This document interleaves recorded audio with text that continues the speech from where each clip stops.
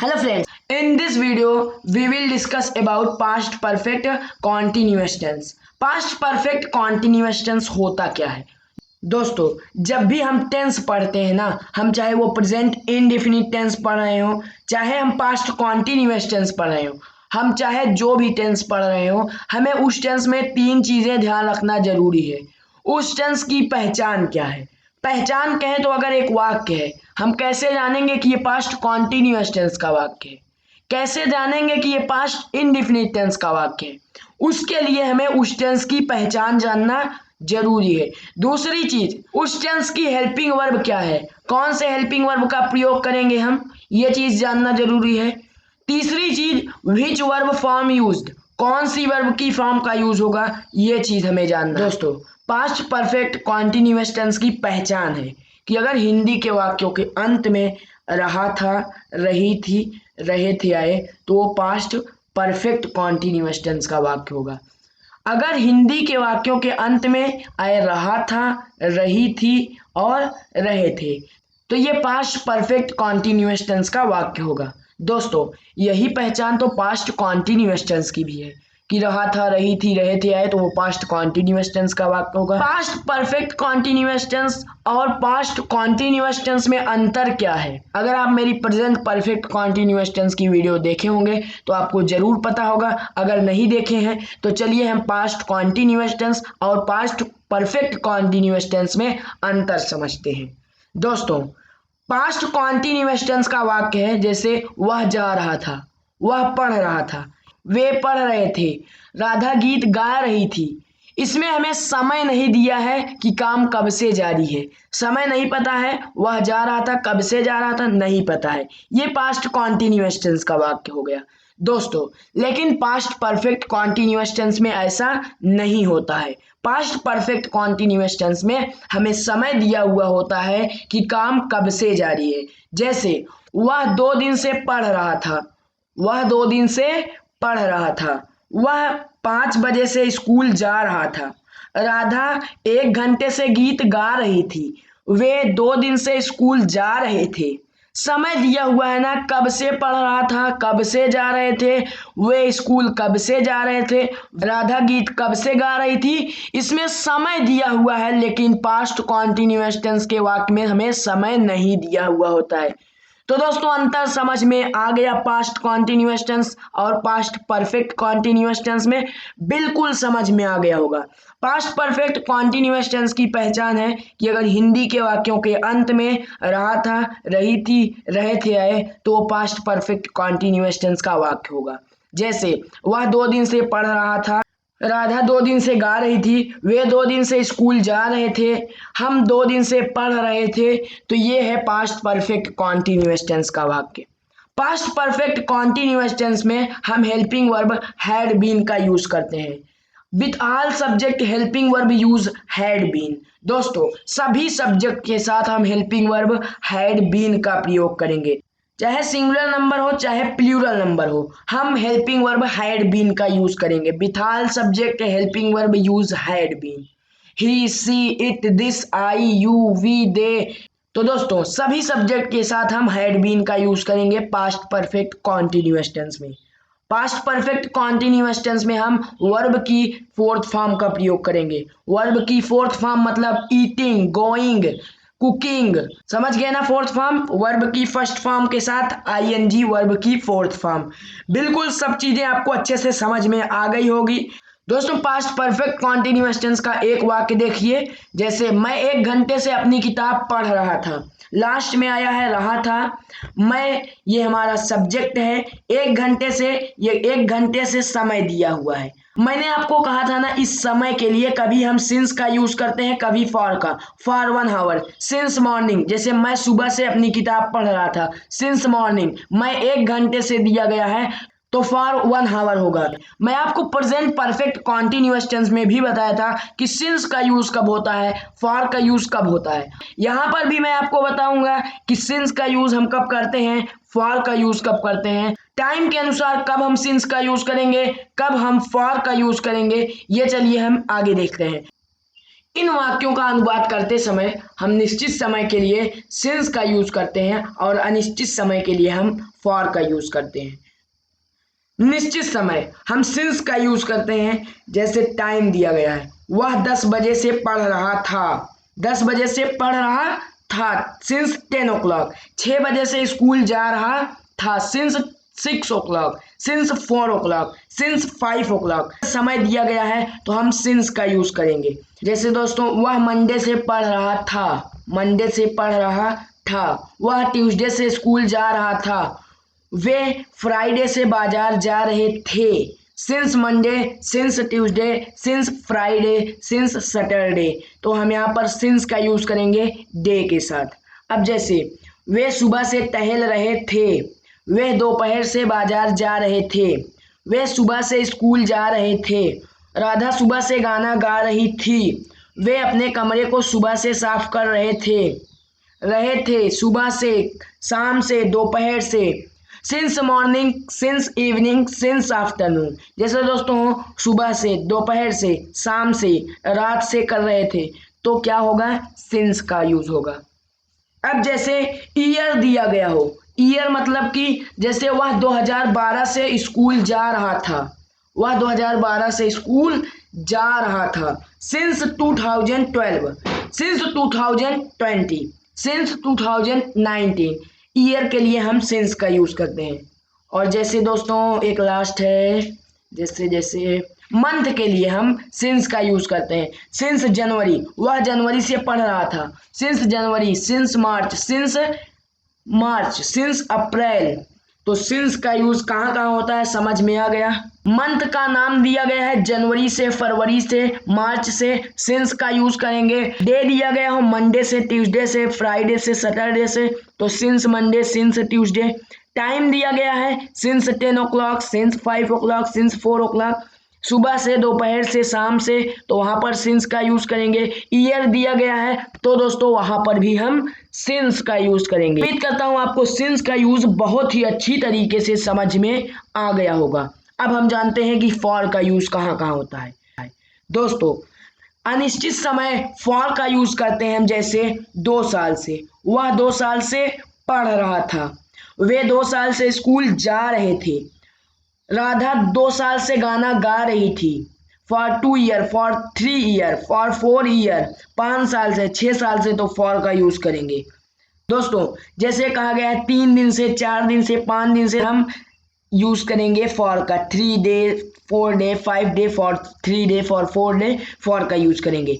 Year के साथ 1 साल, 2 साल, 3 साल के साथ हम फॉर का यूज करेंगे। 2 दिन, 3 दिन, 5 दिन, 7 दिन, 10 दिन। For 2 days, for 3 days, for 4 days, तो यहाँ पर भी हम फॉर का यूज करेंगे। मंथ हो 1 महीने से, 6 महीने से, 7 महीने से, तो for 1 month, for 2 month, for 6 month. Mohan 2 घंटे से स्कूल में पढ़ रहा था, 2 घंटे से पढ़ रहा था। For 2 hour, for 3 hour, 4 hour, 10 hour, 8 hour, for का यूज होगा। समझ में आ गया होगा आपको कि सिंस का यूज कहाँ कहाँ होता है, फॉर का यूज कहाँ कहाँ होता है। तो दोस्तों, क्या आपको समझ में आया सिंस का यूज कहाँ होता है, फॉर का यूज कहाँ होता है? कमेंट करना मत भूलना। तो दोस्तों, अब हम जानेंगे कि पास्ट परफेक्ट कॉन्टिन्यूअस टेंस के affirmative, negative, interrogative, second interrogative, इन सब का फार्मूला क्या है, और कुछ ट्रांसलेशन करके भी हम लोग देखेंगे। तो चलिए ये सारी चीजें अब हम आगे देखते हैं।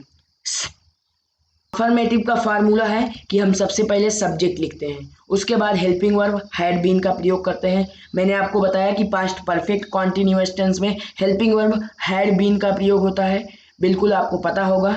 वर्ब की 4th फॉर्म का प्रयोग करेंगे, उसके बाद हम ऑब्जेक्ट लिखेंगे।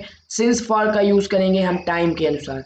दोस्तों, फिर से फार्मूला बताता हूँ। हम सबसे पहले सब्जेक्ट लिखेंगे, उसके बाद हैड बीन हेल्पिंग वर्ब का प्रयोग करेंगे, वर्ब की 4th फॉर्म का प्रयोग करेंगे, फिर हम ऑब्जेक्ट लिखेंगे, उसके बाद हम सिंस या फॉर में से किसी एक का प्रयोग करेंगे टाइम के अनुसार। टाइम क्या रहे तो हम सिंस का यूज करेंगे, टाइम क्या हो तो हम फॉर का यूज करेंगे। ये चीज मैं आपको पहले बता चुका हूँ, समझ में आ भी गया होगा। 2 वाक्य बनाता हूँ पास्ट परफेक्ट कॉन्टिन्यूअस टेंस के अफर्मेटिव का। जैसे, वह 2 घंटे से स्टेज पर गाना गा रही थी। She had been singing song on the stage for 2 hour. She, वह एक लड़की है, गाना गा रही थी एक लड़की को दर्शा रहा है, तो सी का यूज करेंगे हम। Had been helping verb, had been का प्रयोग होगा सभी सब्जेक्ट के साथ। सिंग मतलब होता है गाना, वर्ब की फोर्थ फॉर्म का प्रयोग किया गया है सिंगिंग, सॉन्ग गा रही थी, ऑन द स्टेज स्टेज पर, 2 आवर 2 घंटे से, तो फॉर का यूज किया गया है टाइम के अनुसार। वह 2 घंटे से स्टेज पर गाना गा रही थी, she had been singing song on the stage for 2 hour. अब जैसे हम सोमवार से स्कूल जा रहे थे, we had been going to school since Monday, we had been going to school since Monday. We हम सब्जेक्ट हैं, had been helping verb, verb की fourth form, to school school, Monday से के साथ किसका प्रयोग होगा, सिंस का, सिंस मंडे। समझ में आ गया formula past perfect continuous tense के अफर्मेटिव का।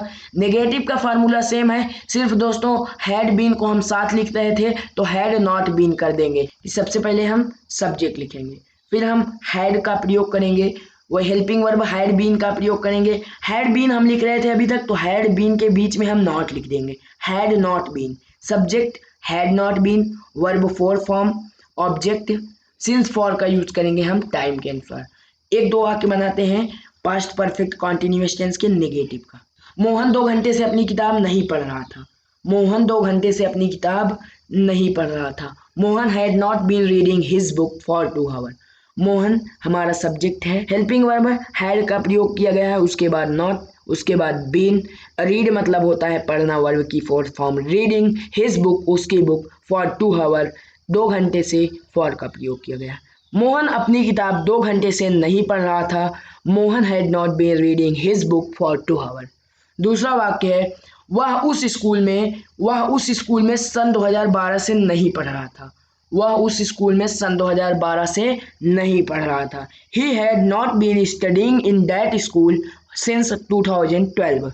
ही सब्जेक्ट है वह, had not been helping verb, study मतलब होता है पढ़ना, स्टडिंग नहीं पढ़ रहा था, इन दैट स्कूल उस स्कूल में, 2012 से, क्या समय दिया गया है 2012 से। ईयर के लिए क्या यूज होता है, सिंस का। अगर ईयर दिया गया है 2012 2015 2020 तो सिंस का यूज करेंगे। वह उस स्कूल में सन 2012 से नहीं पढ़ रहा था, he had not been studying in that school since 2012। Affirmative negative का फार्मूला समझ में आ गया होगा, पास्ट परफेक्ट कॉन्टिन्यूअस टेंस का बिल्कुल समझ में आ गया होगा। इंट्रोगेटिव का फार्मूला है कि सबसे पहले हम हैड लिखते हैं। दोस्तों इंट्रोगेटिव कहें तो वही जो शुरू में क्या आ जाता है, सबसे पहले हम हैड लिखेंगे, उसके बाद हम सब्जेक्ट लिखेंगे, उसके बाद हम बीन लिखेंगे। हैड सब्जेक्ट बीन, फार्मूला समझने की कोशिश करना दोस्तों। हैड उसके बाद सब्जेक्ट उसके बाद बीन, वर्ब की फोर्थ फॉर्म, ऑब्जेक्ट सिंस और फॉर का यूज करेंगे हम टाइम के अनुसार। सबसे पहले हेल्पिंग वर्ब हैड, फिर सब्जेक्ट बीन, वर्ब की fourth form, object since for time के अनुसार। इंट्रोगेटिव का एक दो वाक्य बना लेते हैं। क्या वह सुबह से घर की सफाई कर रहा था, had he been cleaning the house since morning. Had helping verb, he subject, been verb की फोर्थ फॉर्म, द हाउस घर को, सिंस मॉर्निंग टाइम के अनुसार सिंस का, और दोस्तों हाँ लास्ट में क्वेश्चन मार्क लगेगा। पास्ट परफेक्ट कॉन्टिन्यूअस टेंस का इंट्रोगेटिव हो या किसी भी टेंस का इंट्रोगेटिव हो, हम लास्ट में हमेशा क्वेश्चन मार्क लगाते हैं। क्या वह सुबह से घर की सफाई कर रहा है, had he been cleaning the house since morning. एक और वाक्य बनाते हैं, जैसे क्या वे 2 दिन से ट्रेन की यात्रा कर रहे थे, had they been travelling in the train for 2 days. Had they been travelling in the train for 2 days, क्या वे 2 दिन से ट्रेन की यात्रा कर रहे थे।